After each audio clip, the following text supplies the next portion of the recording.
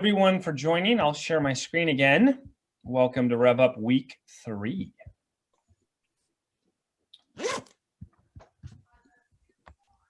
There we go. Okay, RevUP Week 3. We're going to be talking about your database, also known as your sphere, and how your database is your business and creating your online presence. So as you all know by now, RevUP is a 12-week program where we kind of go through the basics of real estate, and we get all the way into, in later classes, writing offers and getting listings and getting creating clients for life in the last week and so on. So anyways, week 3, we are going to be covering why your database is the foundation of your business, the 4 irrefutable laws of managing your database, using the circles of opportunities to build your database, how to get predictable business from your database, utilizing a client relationship manager, also known as a CRM, why is an online presence important, and how to create and maintain your online presence. As always, we start off RevUp with an affirmation. Today's affirmation is, I am happy, positive, and have a can-do, solution-oriented attitude. Okay, so let's jump right in and start talking about the importance of your database. Sorry, someone was trying to get in.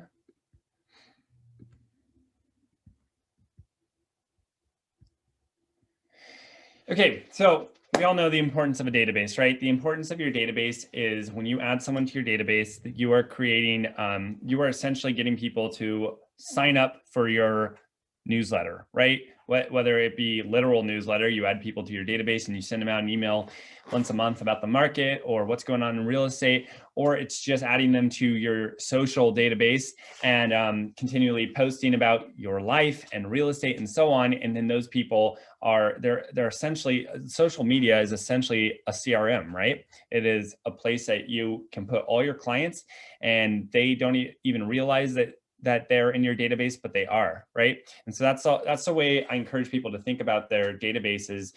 It's not just your past clients, it's not just your friends and family, it's anyone you possibly meet. And we're going to talk a little bit more about that and how important it is to add those people to your, start following them on Instagram, and hopefully they'll follow you back, and start following them on LinkedIn and Facebook, and how you can get business from that.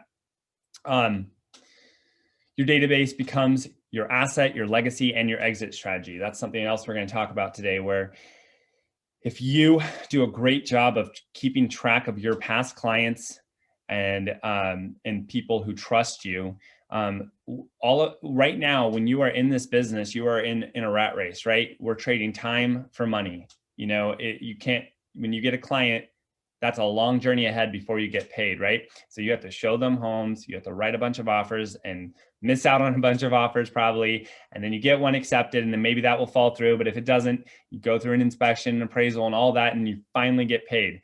That's trading time for money, and it's great, and that's why we're all in this business, because we're trying to make a living. But you should be thinking about your database as something, a saleable asset that you can sell to another agent eventually and make referrals for the rest of your career. I know many agents who have done this, who worked their butts off for year after year after year, and now they have 200 to 400 people who they've helped buy homes, and they are repeat and refer clients. And now they kind of cherry pick, right? They've kind of taken a step back from their business, and now they have a buyer's agent who they give the business to, and in return, that buyer's agent or even seller's agent will give them 50% or 40% or 30%, whatever you agree with them, of all their closings from their database. And the person who developed the database doesn't have to do the work, right? They take the initial call, they say, yeah, I'm going to get you in touch with my partner agent, and we're going to help you list your home. And then the partner agent does most of the work. You still get the money. So that's kind of getting ahead of ourselves here, but it's important to start with the end in mind, right? Danielle Bresnahan, she is that to somebody. She still has her own business, but she gets a handful of closings every year from somebody who she connected with when she was early on, who gives her leads every year because she's not really working the business, and that person just takes her referrals every single time. So just keep that in mind, that this is not we're all working our butts off in this hot market, but that's not forever. If you do it right, you can eventually pass that off and just make residuals like a business, right? So let's talk about the importance of a database. What can a database deliver? A solid referral-based business, right? It's not just, don't think of one client as one client. Think of that one client as a client who, if you impress the hell out of them, they're going to refer you to everyone they know, right? If we have 400 people in our database who listen to us and like us and trust us, well, if all those people have another 200 to 400 people themselves, imagine how much you can grow exponentially from there. Consistent and reliable revenue, right? The larger your database grows, the more consistent your business will get. You won't be so much focused on just getting new leads. You'll just be focusing on maintaining the leads that you already have. Craig's a perfect example. I mean, he started in 1999 and worked, his butt off for years. And now he's at the point where he doesn't spend a large amount of money on marketing anymore, but he's still doing a tremendous amount of business because it's all repeat and referral. Not all, but I would say about 90% of his closings, that's off the top of my head, I could be wrong on that, come from repeat and referral from past clients. And that should really excite you, because that's so much. It's still hard. It's still a lot of work, but it's so much easier than all the cold calling, following up on cold leads, and so on. So that's the goal, and that's what you can look forward to. It can take 6 to 12 months to season a contact. Just a good reminder to be persistent, right? Oftentimes, I was talking to Christy about this last week. Oftentimes, you get a call from someone, they're like, yeah, I'm really interested in that area that you've been posting about, and I do want to buy a home. The odds of that person buying a home in a month or two, very unlikely, but 6 to 12 months, very likely. So consistency and staying in touch with them is huge. And that should be your goal here, is realizing that every single lead it's just a seed. You still have to plant it, you have to water it, then you start seeing the sprouts, and then it takes a long time before it's ready for you to harvest the lead and get a commission. Okay, plan your work your plan. This is kind of going back to last week when we talked about creating a business plan. How many connections are you going to make per week? What type of connections? How often are you going to connect? And what will the connections cost? Okay, so always stay top of mind.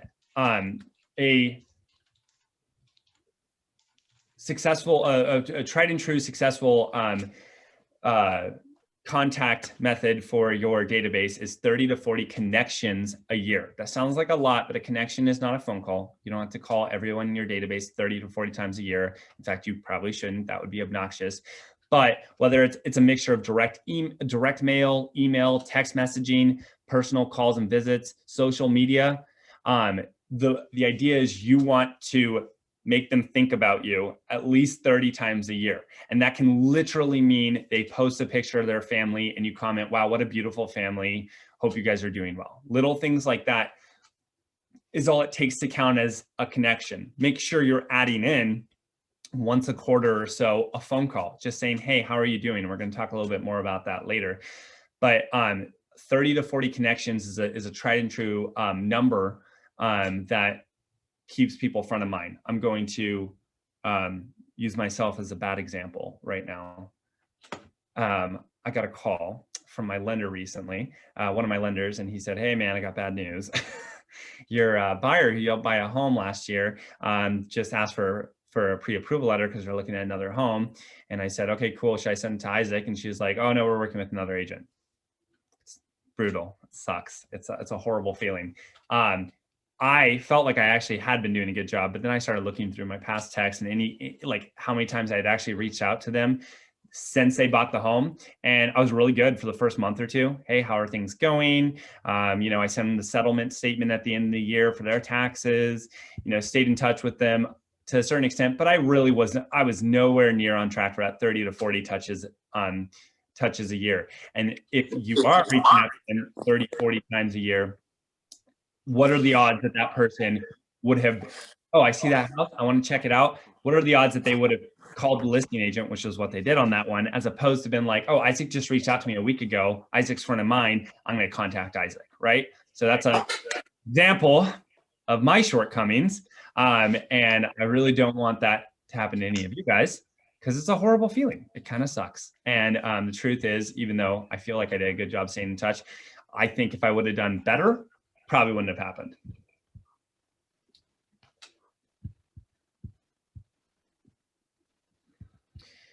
Okay, business planning. Create your roadmap for success every year, then follow the steps to achieve it. All successful business owners create a business plan every year. This is what we talked about last week. Realty One Group actually has a business plan. It's like we've done a class on it. We did a class at the beginning of the year. If you guys want a copy of that, in fact, Rachel, can you talk to me about getting that YouTube video and including that in this one? If you haven't done your business plan, it's not too late. We don't have to work. Years don't have to start in January. You can start your year March 1st or March, what is today? March 4th can be the beginning of your year. But creating a business plan is so important because it creates a roadmap. And you can, and the important, watch the video because we talk all about this, but the importance of your business, the important part of your business plan is not writing it out and putting it in your drawer and looking at it at the end of the year and be like, how'd I do? Your business plan should sit on your desk and you should review it at least once a week and be like, okay, how am I doing the steps that I committed to doing in order to get the success I need this year? And the second part of your business plan, first you make your plan. The second part is tracking your results. So last week we shared that spreadsheet that we use for Craig's transactions. I use it for my transactions. That's so important for so many reasons, but just to repeat what we talked about last year, I can, right now, if somebody asks me, hey, where's most of your business coming from? I can open up my spreadsheet and tell you for the past 2 years, X% came from past clients, X% came from referrals, X% came from social media, and so on. You can be as specific or broad as you want with your categories, but tracking your results is so important. It's like, I mean, this is such an obvious example, but if you say, okay, I'm going to lose 10 pounds this next month, and you weigh yourself at the beginning of the month and you weigh yourself at the end of the month, do you think you'll be more successful? Or do you think you'll be more successful if you say, I'm going to weigh myself every single day and watch the progress and see what's working? And you'll probably start to see correlations, right? Like, oh, that's weird. I gained 2 pounds. And last night I had 4 beers and had a burger. Bad analogy, but you get my point. Track your results consistently so you can see what's working and what's not working, and you can make small pivots throughout the year and really focus your energy at the areas that you're getting the majority of your business. Okay, let's talk about the 4 irrefutable laws of your database. Build it, feed it, nurture it, maintain it. So building your database. This is something I really suggest everybody, whether you do it in this meeting or after this meeting, make your, what do they call it? Your circles of opportunity. This is the circles of opportunity. So we all have our past clients, our friends, and our family. That's our close sphere. Those are the people we've got in our database already.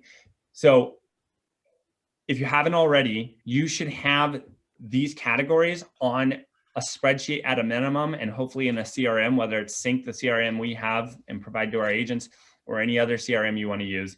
But you want to kind of categorize your clients. So start just one bite at a time. Start by getting this inner circle and write everybody you know in your inner circle on a spreadsheet, and how you got their name, their phone number, their email, if you've got their birthday, things like that. And then category, inner circle, or sphere of influence, whatever you want to call them, but you want to highlight that those are your top clients. Those are the people who are likely to refer you and likely to call you before ever even thinking about calling another agent. Okay. Next is equally important, but a little bit harder, right? They're the people you know on social media, but you don't talk to every day. Past coworkers, businesses you use, right? Like your salon, the person at your salon, community and civic, your church, medical pros, neighbors, etc. Right? So they're people you're acquaintances with, but they're not necessarily your inner circle. Categorize that so you know when people are there, and the goal is eventually to get people in this middle circle to your inner circle, right? Right now they're acquaintances. You want to get them into your inner circle of friends, past clients, etc. And then lastly, you have cold leads, right? Cold calls, sign calls, farming, direct mail, online ads, website, network groups. You want, those people don't even know you right now, but these are lead sources that you can add. And the goal then is to get them inside the middle circle and eventually inside your inner circle. So this is a visual. You can do it however you want, but start by filling out a spreadsheet or a contact list or whatever with your inner circle, and then start thinking about this middle circle. And then these are your lead sources, and start thinking about which lead sources you want to focus on. Doesn't have open houses here. Open houses is another great example of this outer circle of ways to get people who you don't know about you, you don't even know about them, but get them into that middle circle. Okay, build your database. I don't agree with these notes, so I'm not going to read it. So start with a handwritten list and just get all your thoughts out. I disagree. Start with a spreadsheet. Why would you do a handwritten list? Because it has to be on a spreadsheet. You want it to be digital. So, I mean, yes. Because sometimes people are paper people, Isaac. We are not know, all digital I'm a paper people. person. I am totally a paper person, not a spreadsheet person. Isaac is a spreadsheet person. Okay. But I think after sounds like you should be reading this one, Isaac. You have been what do you sorry, call I'm it? totally Congress. Nay. I think if I can externalize, I'm an externalizer. Here I'm babbling on and interrupting the group, but I do. I want to write it down. I want to go to a spreadsheet. The more that you put something down, the more it's going to stick in your brain. So whatever works for you. Yeah, you're right. Whatever works for you. I'm just saying, don't leave it on paper. That's all I'm saying. So for me, if the idea of writing something on paper just to eventually put it in a CRM or on a spreadsheet, writing it on paper is therefore a waste of my time. So I'm not going to do it. But if you are the type of person who needs to write it on paper first, that's great. Then go for it. No question. You're right about that. It's got to get eventually into a system. Yeah. If you just have. So that's where I failed, right? I'm like everybody else is saying. And today, Isaac's working still 21 years later on getting my CRM right. Yeah. It's really hard. It's really hard. And right now, I mean, you don't try not to be like, I picked on myself earlier, so I'm going to pick on you, Craig. Your goal should be to not be like that, right? And Craig would say the same, so I'm not really picking on him. Your goal should be when you are 20 years in the business, you have a very thorough list of all your past clients and so on, and and you've got them all categorized, so you're not going back and having to find like, oh yeah, who is this person? Or why have I not been reaching out to them, right? Like that's my point. I'm just saying, if you leave it on a piece of paper on your desk, it will be forgotten. It's not, and so if you are going to use paper, eventually the goal is to get it onto a digital database that you can track and you can maintain much easier. I'm going to interrupt one more time. Go for it. I would say that, yeah, I've been successful, but the reason that I bought the franchise Realty One Group is because it had systems, and I tried to create those many times for the brokerage over the years and thought I did a pretty good job at that brokerage side. Still needed to realize that I couldn't create it myself. People were creating those things faster, so bought that franchise. I think the same thing is for a real estate broker, is that this is probably the hardest thing to do in your business, but it is the thing that will make you the most successful. Yeah, I have over 300,000 or 3,000 contacts on my phone, and I do a pretty good job of reaching out to them, but they're not categorized correctly. And that's what Isaac's talking about. If you can categorize and systemize that, and then hire an assistant and eventually build a team, these are systems. This will allow you to go on vacation, cherry pick the clients you want, and so forth. So this is a really, really important thing and the hardest thing to do. Right. Well, again, it's like, what's the goal here? Let's start with the goal in mind, the end in mind. The goal here is to not have to work as hard as everyone on this phone call. I'm looking at all your names. I know I've spoken with all you guys recently. You're working your butts off. It's hard. It's like discouraging at times. You're writing offers and you're posting videos on Facebook and you're like just trying to make a living. That should not be your goal, right? Your goal is to create a business that you can eventually start referring out clients and then be on vacation making money. That's right. That's the goal. And so you don't have to do anything that I'm about to say here. You really don't. You can actually probably make a living and do none of what I'm about to say. But setting up this foundation will help you create a successful business, which is why we're all on this phone call, right? If that wasn't what you wanted, then you probably wouldn't be logged in right now. So after you get your clients on paper and then into a spreadsheet, you can use a spreadsheet. You can just use your phone, but really consider using a CRM. So Realty One Group provides sync. It's included in your monthly fee. It's totally, I'm trying not to use the word free because it's included, but it's totally included. There's no extra charges to utilize sync. If you have questions about how to upload your contact list from a spreadsheet to sync, super easy. There are tons of videos on it in the One University. And if you're having trouble finding them, let us know. With that said, a CRM, it's like a diet. It only works if it's one that you're going to use, okay? So don't see, and they're also not very expensive. They're really not. So if you sync is not working for you, if you don't love it, really consider paying $200 a year for Lion's Desk. That's one that I probably shouldn't be saying this, but the truth is that's what I use because I didn't like sync personally. It didn't have all the capabilities I liked. I didn't like the mobile version as much. So I use Lion's Desk and it's $200 a year. It's practically nothing. So that's something I do. But my point is try out sync. It's included. So try it out, see if it works for you. If it's not working for you, ditch it and find a CRM that works for you. If you're killer at spreadsheets and you love using spreadsheets and just using your calendar and using your iOS and your phone or whatever, then just use that. But the best CRM is the one that you actually use. Just like you go online and you look at what's the best diet. The best diet is the one that you'll actually stick to, right? They all probably work. Just find the one that you're actually going to do. And really, really consider just like get it off of paper onto a spreadsheet. At a minimum, use a spreadsheet, but from there, really consider using a CRM because a CRM is like an assistant. Once you put your clients into a CRM, it will literally, I log onto Lion's Desk multiple times a week and Sync does this too, by the way. Sync totally does this part. And it will say, hey, by the way, you haven't reached out to this person in 3 months. And I'll be like, oh my gosh, totally right. I should contact that person. Or it'll say, hey, this person was, looking for a home and they haven't opened any of your home searches that you've been sending them for this long.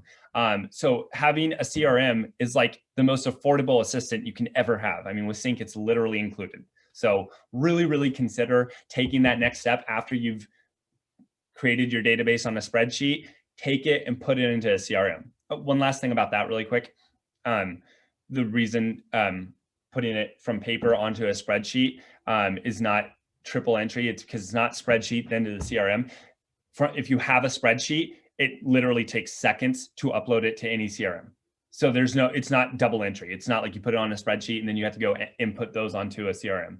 So uploading a spreadsheet to a CRM is quite literally instantaneous. So you're not wasting time by putting it on a spreadsheet first. Isaac, how easy was it to go from Sync to Lion's Desk? Were you able to go was it a two-step process or one-step process to import from Sync to Lion's Desk? Two-part. I downloaded all my contacts or exported all my contacts from Sync, imported them into Lion's Desk, done. Probably took me 20 minutes. Yep. Okay, categorize and organize. Really important to have. This is a tough one. Everyone's a little different, right? You can have too many categories, but you can definitely have too few categories. So think about what's most helpful to you. Don't have so many categories that it's too much of a chore to put a client in, but do be specific enough. At least have source, right? Source is the most important one. This one came from social media. Bam. This one came from networking at church, whatever. Have a source first, and then maybe for me, I have, besides all the client name and contact information, stuff like that, I have source, and then I have kind of like a rating. And also I don't like 1 through 10 rating. I overthought it. I had 1 through 10 at first, and it was like, oh, this guy's like a 7, maybe an 8, and it was too much. 1, 2, 3. 1 is like has not expressed interest in buying or selling, but they're in my database. 2, they've expressed interest in buying and selling, but they're not actively searching or actively getting ready to sell. And 3, they have said, hey, I'm ready to buy a home. Like, let's start going through a process. That works for me. I'm not saying for you to do that, but have a certain amount of categories that work for you. Don't under categorize. I really wouldn't over categorize either, right? Like maybe have an extra column for buyer, seller, and buyer/seller. Maybe that's a good one to do. I don't do that, but some people do. Maybe have another column for notes, things like that, but definitely have at least where did it come from? And in my opinion, kind of a rating. So I can sort right now who's in my hot. You can also do cold, medium, hot, 1, 2, 3, however you want to do it. But I can at least sort and go, okay, who are my hots? Who are my mediums? And who are my colds? That would be the minimum I would do. And I'm not sure that you actually need any more. I want to make sure I didn't miss anything here because that was all off script. Separate your contacts by type so you can send different messages by group. Yeah, that's again going back to the buyer seller. I know a lot of people do things like first time home buyer. They have a separate category. Are they a first time home buyer? Because that's like a whole different thing. There are some people, Lexi Little in our office, she really specializes with VA, and you can have marketing material that you specifically design for VA. Her family's VA, so it's like that's a niche for her. So it might make sense for someone like Lexi because that's something she wants to do to have a VA category. So then she could say, okay, send this email to everyone who's VA in my database. That's smart. Chrissy really focuses on a certain area in Puyallup. That doesn't mean that Puyallup Lake Taps area, sorry. But that doesn't, she can have a category for everybody who's contacted her who wants to live there or lives there. And then whenever she sends anything about that area, she'll say, send to everybody in that category. And maybe that's something more specific. So then everybody else who's not in that category wouldn't be in that category. So that's an idea of going a little more than just those 2 columns that I have. That can be helpful. Don't feel like you have to do that. But if you have a niche, consider adding a category for that niche. I don't do this, but this just popped in my head. As I've said in other meetings, my niche, the thing I absolutely love about real estate is real estate investors, especially people who are, first-time home buyers who I try to convince to house hack, right? Buy a home that then they can rent out part of it. So maybe I should have a category for people who have expressed interest in real estate investing, right? So then I can send them content regarding real estate investing. That just popped in my head. I'm probably gonna write a note about that because that's such a great idea. Way to go. Okay, separate your contacts by source so you identify potential customers versus referral sources. This isn't the point of this, but this just popped in my head too. If someone gives you a referral, again, this is totally off topic, but I read the word referral and it popped in my head. Make sure you appreciate them and thank them. And I always give people a gift when they send me a referral. And let's be clear, what are the laws? You can't pay someone a commission who's not a real estate agent, so you can't pay them when you have a closing. But you can give someone a gift for giving you a client, no problem. And I do every single time, always, 100% of the time. I send a gift card, or if it's someone who I know will appreciate a bottle of wine, I'll do something like that, because what happens is it costs me $100 or whatever. I mean, even a $25 Starbucks card, it doesn't matter.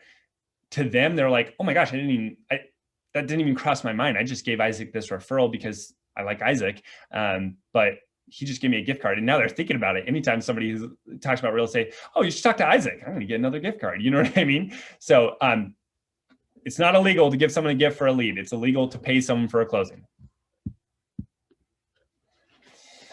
So at the end of every meeting, we talk about the one habit. This isn't the end of the meeting. Don't get your hopes up. But the one habit is great. Is a great habit that you can have every single day to feed your database. So it's make a minimum of 3 calls, add a minimum of 3 people to your database every single day, and send 6 notes every single day. And again, I flub the notes sometimes. If you don't have time to do handwritten notes, which are awesome and so successful, you can a note can be an email, it can be a text message, it can literally be reaching out on Facebook and just saying, just saw the picture you posted, you guys are awesome, or whatever. That was stupid, but you know what I'm saying. But develop a one habit for yourself and stick to it every day. If you create your one habit and you stick to it every day, I guarantee you those seeds are going to be growing underneath the dirt. You don't even know what's happening. Again, Christy and I were just talking about this next week. She's posting all these social media videos and they're amazing. And she'll go weeks without hearing from anybody. She's like, oh my God, is this working? And then she'll get calls from random people like, oh, I've been watching your videos. So it is working. You just don't see it because the roots are growing under the ground, right? We should have like a most often used analogies by Isaac: diets, eating well, and farming. Okay. Drinking. What was that? drinking.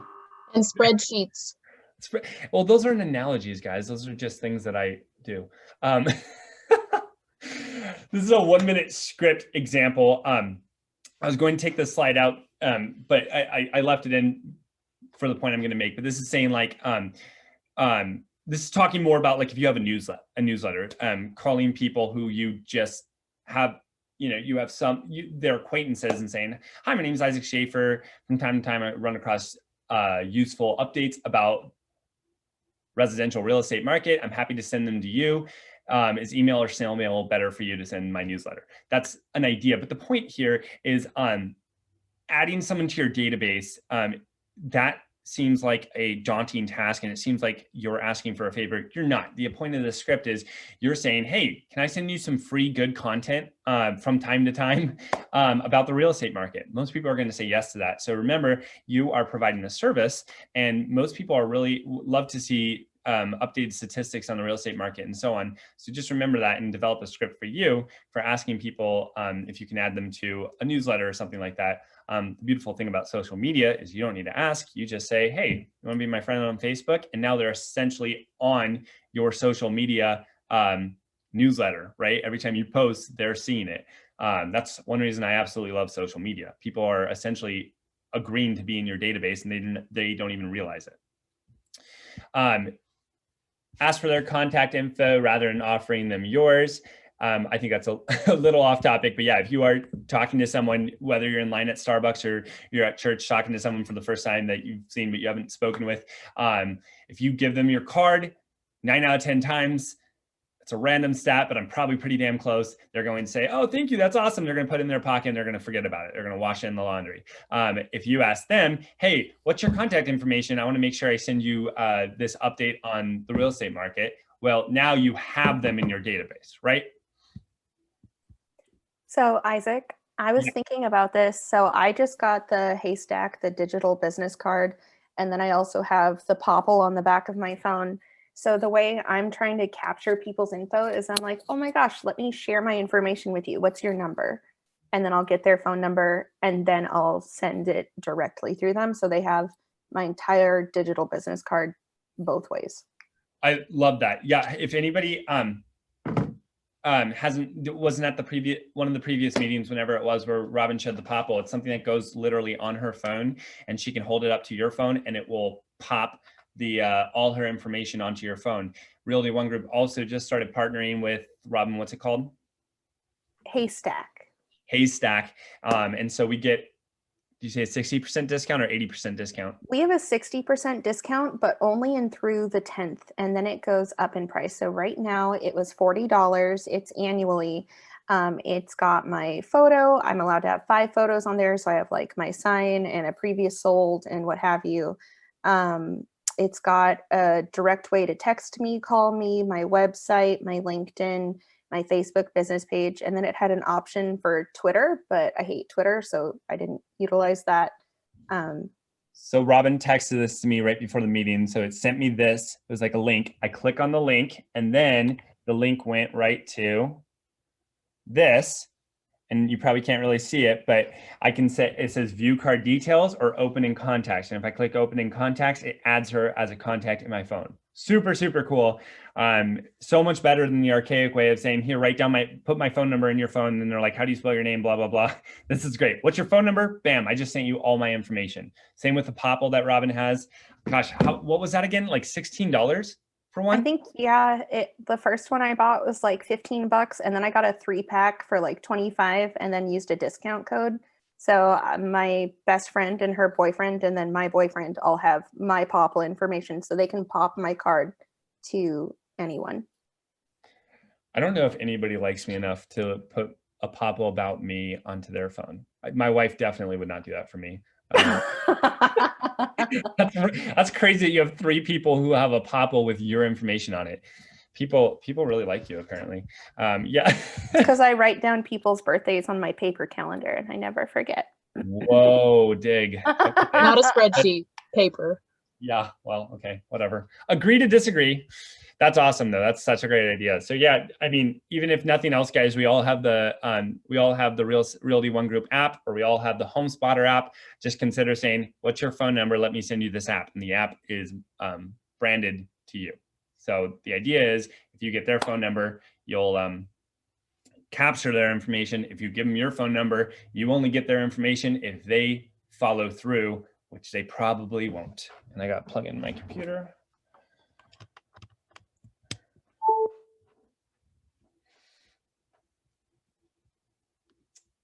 Next slide. Okay. So nurturing your database. So while we want a variety of content, right? You don't want to send, I mean, this is obvious. You don't want to post the same thing on social media every single week, right? You don't want to send the same letter out every single week or the same newsletter. That's boring. People will just eventually start to ignore it. With that said, you do want a consistent message. So whatever that is, again, I used the VA example earlier. If you're a VA specialist saying, you know, here's real estate content. So everyone's like, oh, real estate, and it's broad. And that should be an ever-changing message. But at the bottom or the top, it can be Isaac Schaefer, investor specialist, you know, Lexi Little, VA specialist, Christy, Holly specialist, whatever. But you get my point. Have a consistent message and people will start to recognize your branding. The 80-20 rule is sort of what I go off of. So you want to be 80% business and 20% fluff. So it doesn't have to always be about just real estate, right? Like you want to be creating a 360 version of your brand that includes the local areas. So you can post about coffee shops, you can post about weather, you can post about trends in home buyers. There's a lot of different ways to keep that 80% about the business and then incorporate some of that 20% about you as well. Blend it.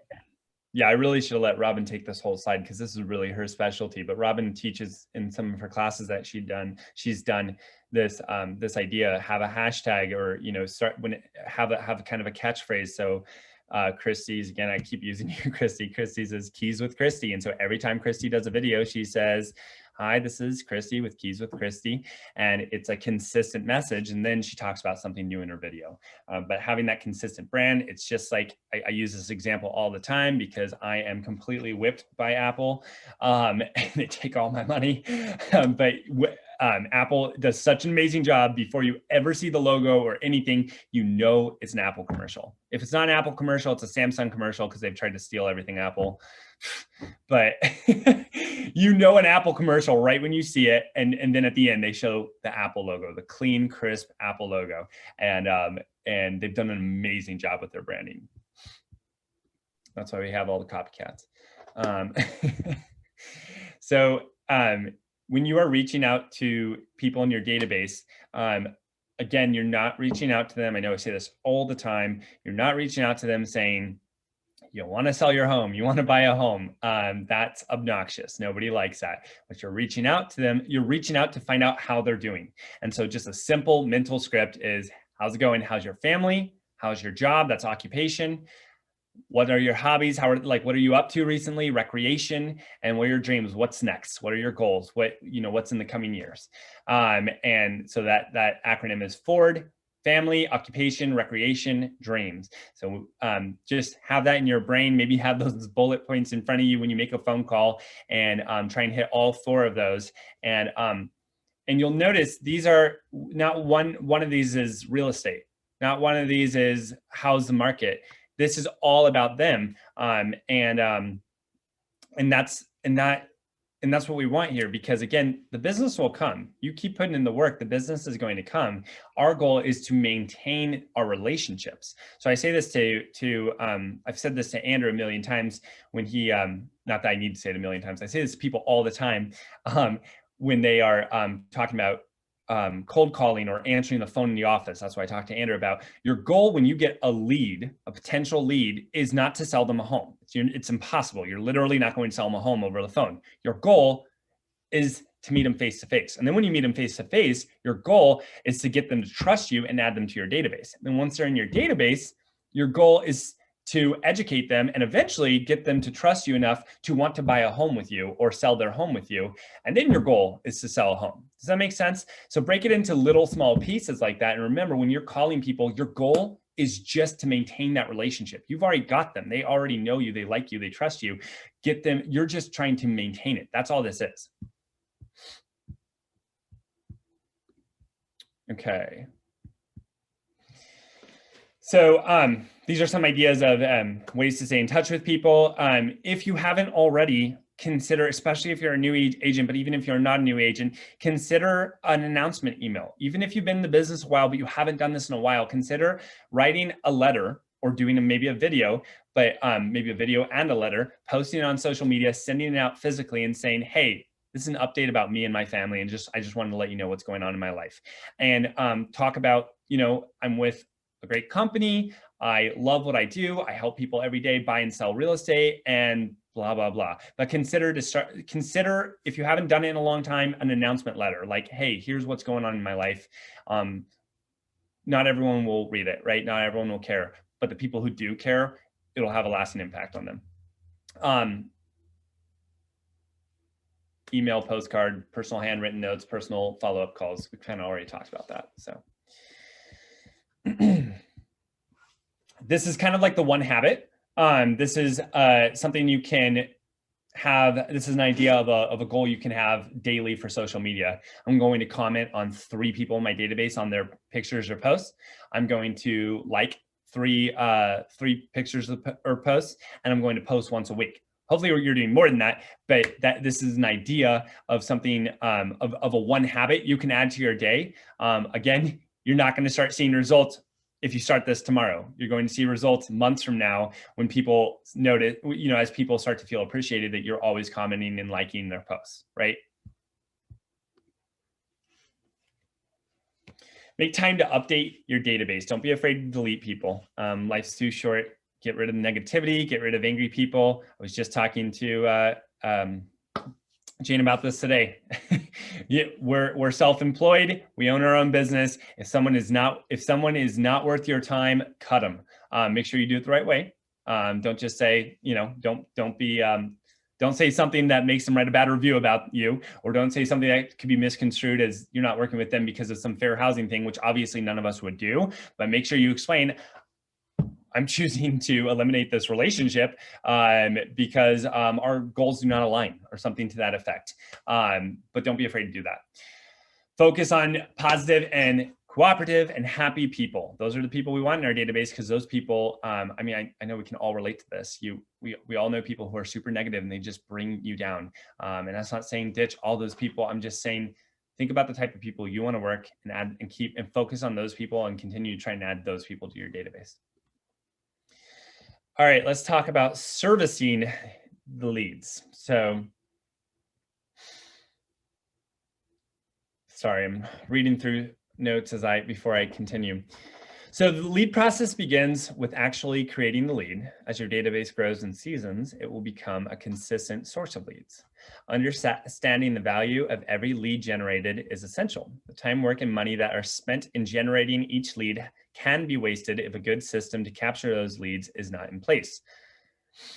Time is of the essence when responding to a lead. A Harvard study states that a real estate professional is 100 times more likely to capture a lead if responding in 5 minutes rather than 30 minutes to respond.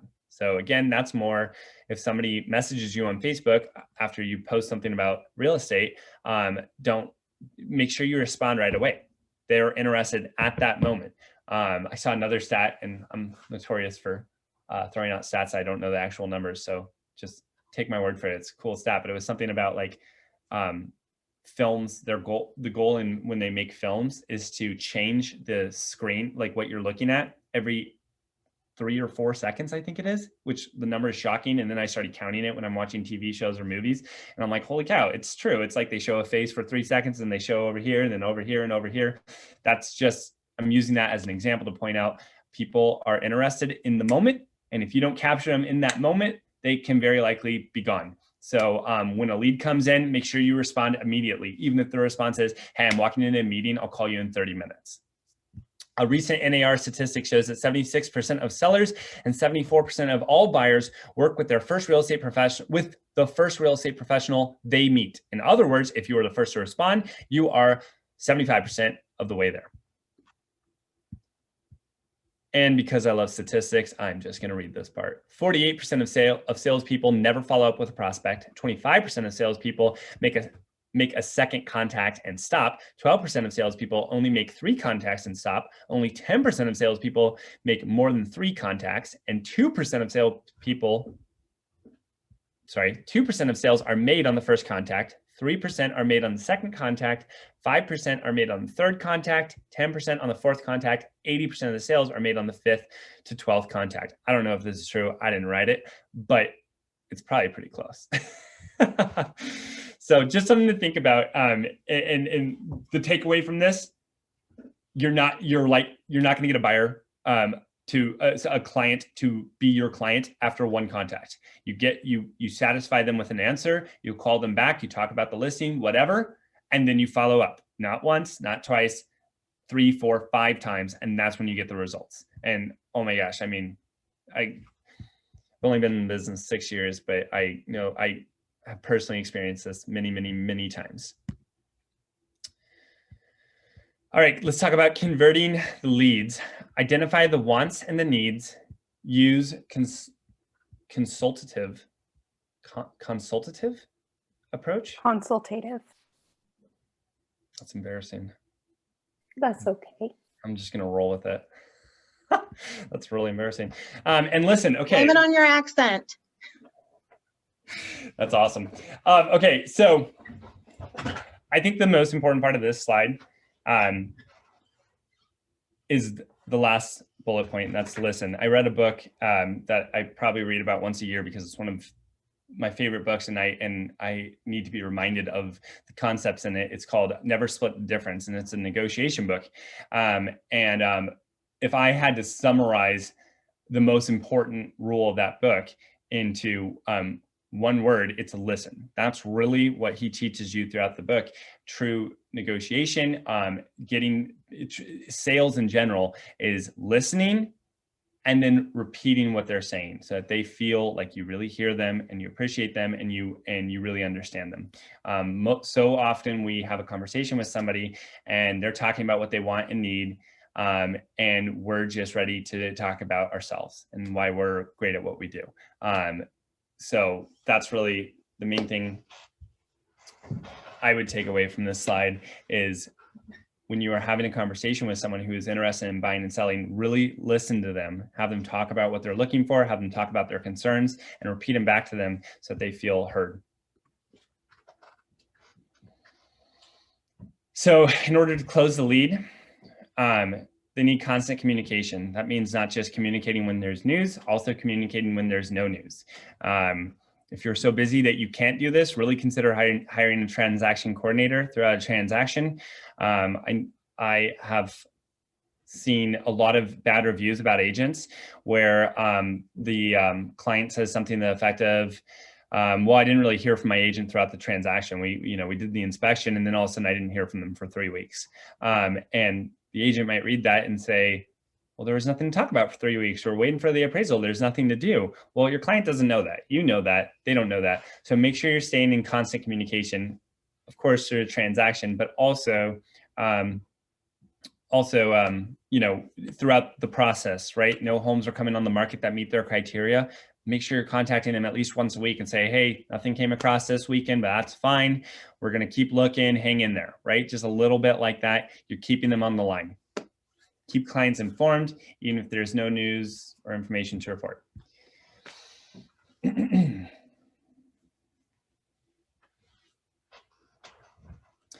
Okay, this is such a great lesson on this slide.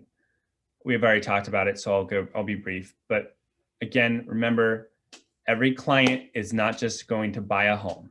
They're likely going to buy that home. They're likely going to sell in 3 to 5 years and buy another home. That's 3 commissions, maybe in 5 years or 3 years. Like the client I used as my example at the beginning of this class, she bought a home last year. I could have helped her sell that home this year and buy another one this year. That would have been 3 commissions in like 18 months.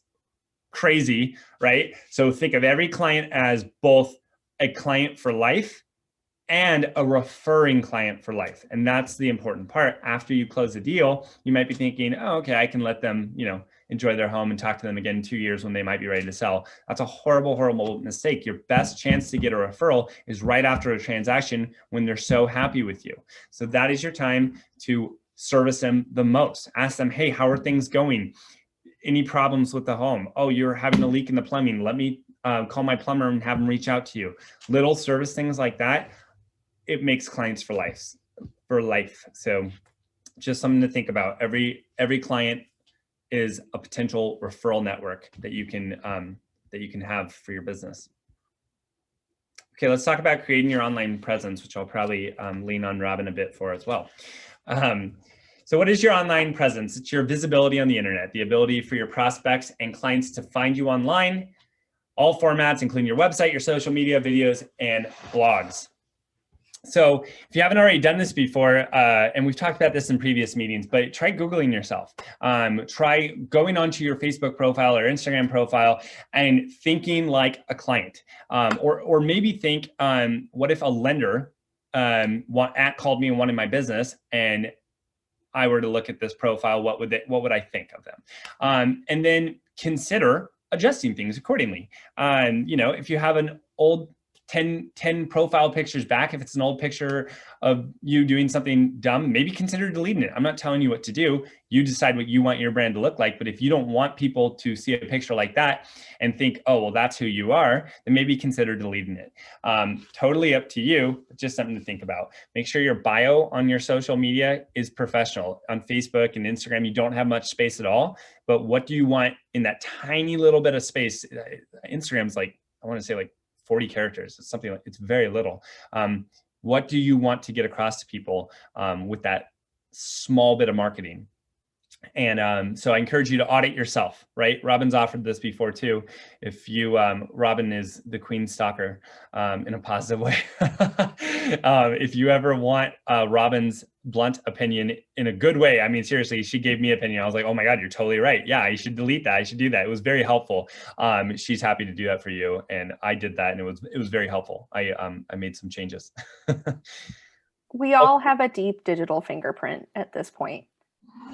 And that's the thing, is there was nothing bad about what Isaac had in his social media or his search history. It was just not relevant, and it was from college. So it was a little juvenile, right? So getting rid of it. College, okay? I had to pay the bill. I can't even picture that. Don't try. No, it was really helpful. It was just like a bunch of little things. I had like an old blog that I had to have when I was a journalism major in college, and just little things like, yeah, I mean, there was nothing wrong with it, but I was like, I don't want that to be what people see, right when they look me up. So if you want a second opinion on it, don't hesitate to take Robin up on that. It was really helpful for me. So there are more than 1.5 billion users on Facebook and Instagram. I think that statistic is actually way outdated. I think it's over 2.5 billion now. Don't quote me on that. It's too many people. It's a ton. Yeah. Use the simple weekly 3 CLP plan. Sorry, I don't remember what that is. That's what we talked about earlier. 3 comments, 3 likes, and 3 posts, or 1 post per week. Create a time block in your schedule and treat it as a task. I definitely had to do that for social media, and I do it to this day because I hate social media. And so I do have my own 3 CLP type thing that I follow, and I literally time block. So being on social media and commenting on clients and people I'm trying to recruit, commenting on their stuff, because if I don't time block it, I won't do it because I don't like doing it. The most important things to time block are the things you don't like to do. You don't have to time block checking your email, because guess what? You're going to check your email, right? You don't have to time block sending an inspection response. You're going to send the inspection response, but you do have to time block the things you don't like to do. This is all about your online business card and your CRM and sending out your website, which we already talked about. So we're going to skip that. Actually, at the end of this, it talks about client reviews and how that matters so much. Guys, seriously, if you have past clients who you have not asked for a testimonial, go ask them for a testimonial. First off, it's a great excuse to call them and ask them how they're doing, you know, use FORD, and then say, hey, by the way, I know you bought like 2 years ago with me or sold your home 2 years ago. Any chance you'd be up for writing a testimonial about me? It really helps me in my business. No one's going to be upset by you asking them that, right? There's only positive things that can come from that. So really consider doing that. There's also an app that with Realty One Group that after you have a closing, it will automatically send your clients a testimonial request. If you have questions on how to set that up, talk to Sarah, but it's really pretty simple. Online lead platforms. There are many platforms and lead types to choose from. This is talking about the potential of purchasing leads. So if you are considering purchasing leads, there's a bunch of different types. Be aware that the cost can be very high per lead. And you have to be consistent with these. Generally, like anything else, if you do it for 1 month and you don't get a closing, you cancel it, you are probably really close to being successful in it. It just takes some time. And the main thing with online leads, they are completely outer circle, right? They do not know you. They do not trust you. You are just one of many agents who have probably called them. And so the thing that will separate you from everybody else is follow-up. That is 100% the key. And until a cold lead tells you stop calling, keep calling.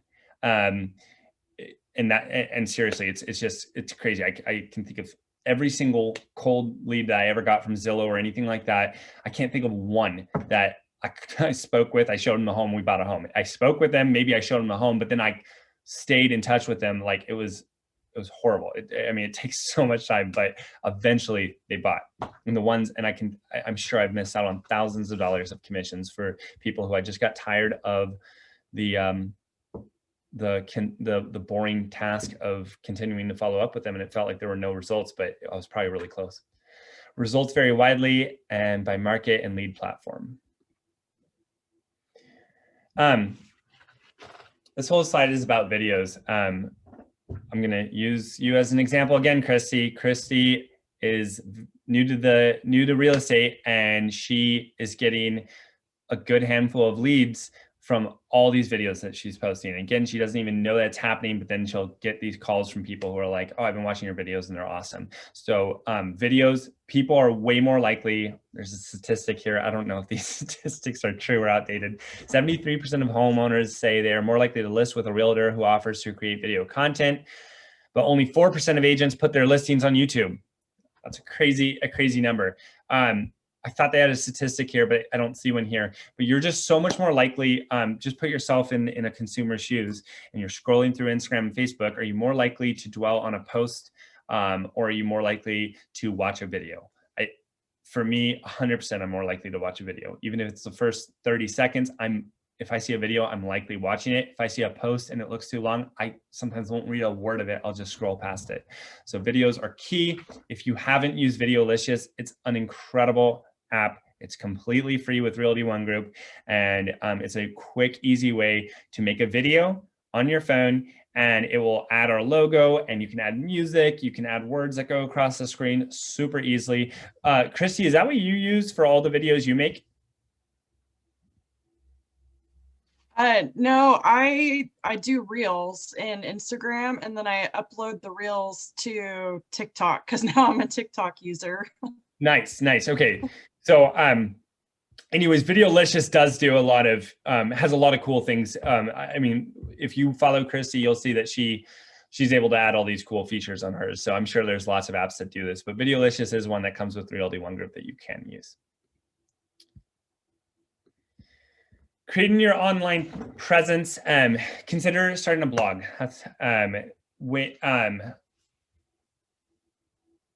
you may think that you don't have a lot to talk about or a lot of information to provide to people, but that's coming from your real estate mindset where you feel like you look at all these other real estate agents who maybe have been in business longer than you and they know so much more than you. Well, you know so much more than 99% of the consumers out there. So just consider whether it's a video blog or a written blog on your website that then you share on your social media. And you can also double use that as a newsletter that you send out to your clients. Consider writing a blog. It can just be simple 2-paragraph blog posts that say, hey, most people think, this is an example I use all the time. Most buyers think that takes 20% down and a 750 plus credit score to buy a home. Do you know you can literally buy a home with a 580 credit score? I don't know if that's right. I think it's 580 right now for the very lowest, and 0% down with the FHA zero down program. Just write a quick blog post about that. There's so much content. If you are considering writing a blog, but you don't think you have enough content, I promise you, I can help you come up with content. It's really, really simple. So that is the last slide, guys. As always, we end with the one habit. We already talked about it. Make 3 phone calls, add 3 people to your database, and send 6 notes out to people every single day. And that's everything. Thank you all for joining. I can't even remember what we're talking about next week, but I'm sure it's going to be good. So have a great rest of your week. As always, if you have any questions about anything we talked about, feel free to schedule an appointment with me and we can take a deeper dive.